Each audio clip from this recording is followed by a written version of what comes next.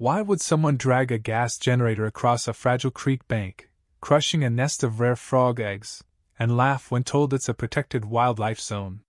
That's the question I was asking myself when I first saw Lisa, a woman with a sun hat and a Bluetooth speaker, turning my sacred creek into her personal party spot.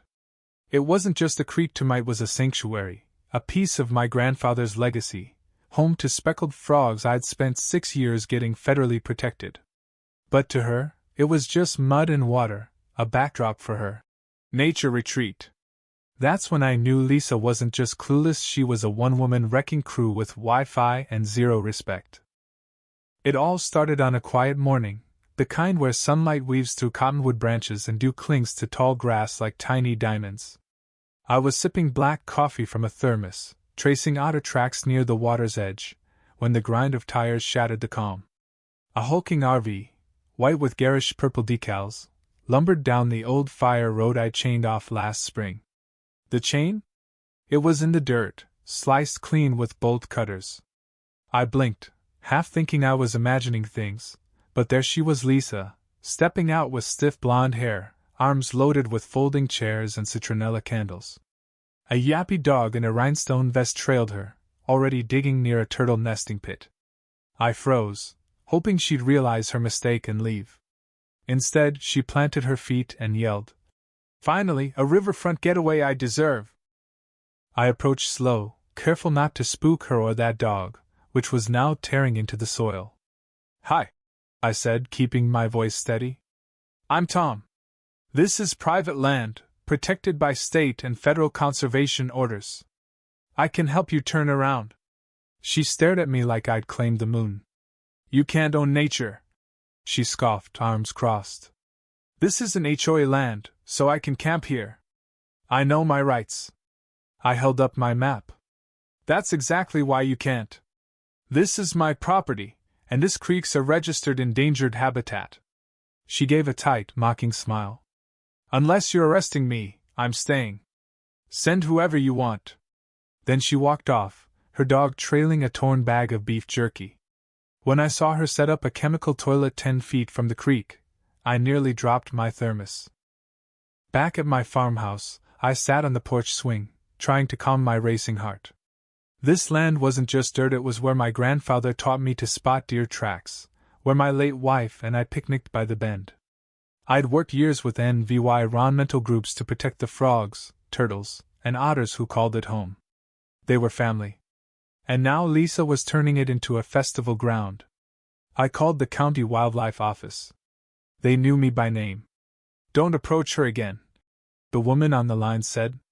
"Document everything, videos, photos, timestamps. We'll send someone, but it might take a day." I nodded, though she couldn't see me, and got to work. By afternoon, things got worse. Lisa had a pop-up canopy, a fire pit stacked with driftwood, and her dog chasing ducks into the reeds. Pop music blared, drowning out the frogs. I launched my drone, a lockdown hobby, and the footage was brutal. Her RV parked on a nesting site, the dog shredding a reed bed, aerosol cans and gasoline near the fire pit. She even poured some chemical into the soil to keep bugs away, poisoning the amphibian habitat. I saved the files, backed them up, and sent copies to my friend Mike, a local journalist who'd covered illegal dumping nearby. I wasn't after fame, I just wanted this fixed. That night, a second car rolled in.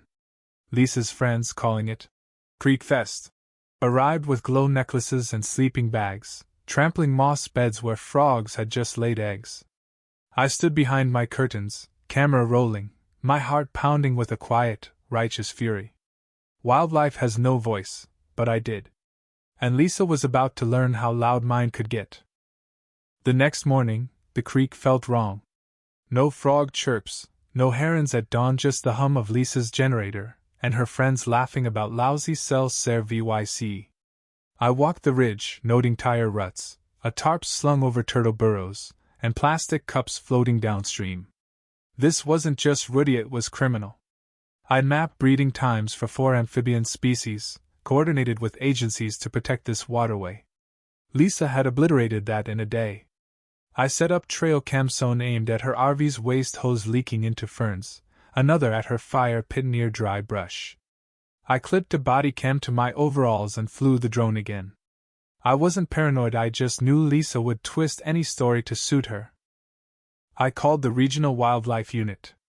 They said enforcement needed specific violations, unleash dogs, open flames, or wildlife harassment.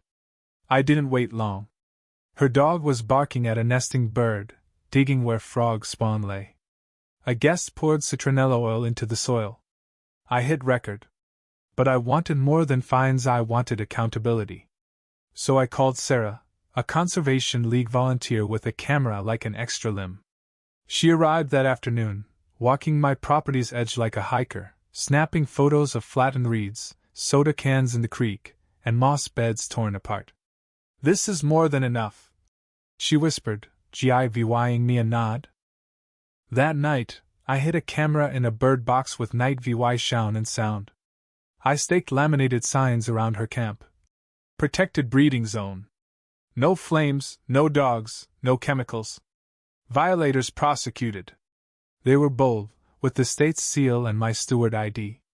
Lisa ignored them. By dusk, her fire pit roared with driftwood and fence slats, smoke choking the trees. Her friends played frisbee through turtle nesting grass, the dog tearing through ferns. When an owl fled its perch, I felt a pang. This was sacred, and they were defiling it. Sarah texted at 10 p.m. Her photos were uploaded to the Conservation League's database and shared with enforcement. A VY sit was set for morning. Her friend at an NVY Ronental blog was writing an expose with my drone footage and a list of violations. I didn't ask for it, but I didn't mind. Then I saw Lisa spray something, bug spray or bear repellent, along the creek. It was toxic, and she didn't care, shouting about mosquitoes. My jaw ached from clenching. Tomorrow, the law would come. Tonight, I'd prepare a lesson in respect. Morning brought wood smoke and mosquito spray. Lisa's camp was a mess. One tent collapsed into the creek. A tarp turned into an open-air kitchen with bacon grease sizzling over an illegal fire. Her dog chased a deer, and a guest in flip-flops urinated near a turtle nesting post.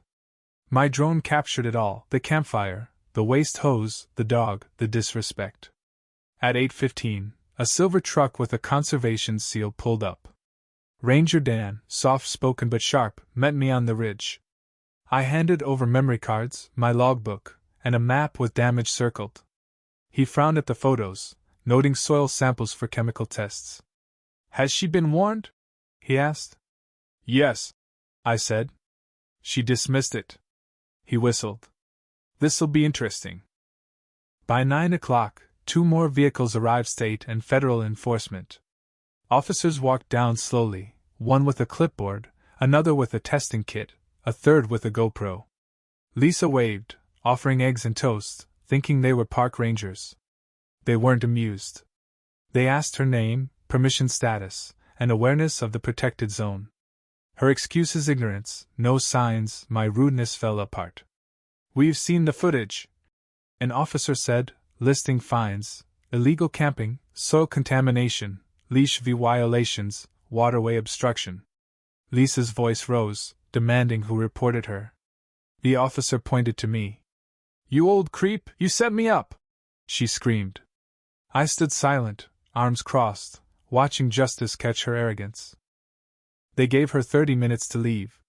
Her friends scrambled, one slipping in the mud, the dog leashed and yapping. Lisa threatened to sue everyone, even the government, earning a smirk from an officer. After they left, rangers photographed the damage, dismantled the fire pit, and bagged a melted soda can from the reeds. "People like her shouldn't be near nature," one muttered. Dan gave me the violation record, saying my footage made the case airtight. I'd likely testify in court. That afternoon, Sarah returned. Local forums were buzzing, and her friend's blog posted a photo of Lisa's RV by a "Do not enter" sign. Comments roasted her. She barbecued on a frog nursery. Sarah offered to clean, but I waited for soil tests. We walked the banks, noting footprints and broken reeds. "This could be a Conservation League case study," she said. I nodded, feeling the land's weight. As dusk fell, a frog croaked a cautious return. Welcome home, I whispered. The calm didn't last. A delivery van arrived with tents, ordered by Lisa. I sent it away, knowing she wasn't done. I installed motion-triggered sprinklers and more trail cams. Sarah and I planned a school walk to mark habitats, making the creek a known sanctuary. That night, my driveway cam caught headlights a car with Lisa's son hat on the dash. She idled, maybe watching me, then left. I sent the clip to Dan. Keep recording, he said. Trespassing now's a new charge. 3 days later, I found a yurt cream-colored, with solar panels and fairy lights. Lisa was back, playing soft music, laying yoga mats for a sunrise ceremony. She waved at my drone like a celebrity. This time, I brought lawyers, she shouted. I called Dan. We're there by noon, he said. I logged her trash bags and dog digging near turtle nests. When rangers arrived with a state and environmental rep, Lisa tried charm, offering tea, claiming her lawyer said she could camp near her neighborhood. The officer read new violations, illegal reentry, habitat destruction, marker tampering. Photos showed her return. She got 15 minutes to pack. She folded her mats, glancing at Menet with remorse, but calculation.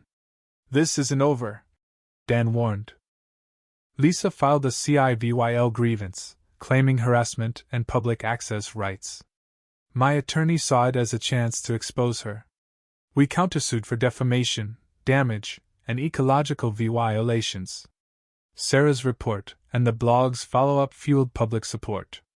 Conservationists toured my land, schools planned visits, and a university studied it. The HOA president disavowed Lisa, hinting she'd leave after court. In court, Lisa's emotional pleas and cropped photos flopped against our EVY Denke, timestamps, maps, agency reports. The judge grilled her on returning after EVY tie-in. Her excuses crumbled. Her claim was dismissed, our countersuit won. She paid restitution, fees, and got a 5-year, 300-foot injunction. She left the courtroom, pride shattered. The land healed. Frogs sang, otters played, herons stood tall. Sarah's school walk brought kids who called it a fairy tale. I carved a sign. Protected Wildlife Breeding Zone. If you don't value silence, you don't belong. It went viral.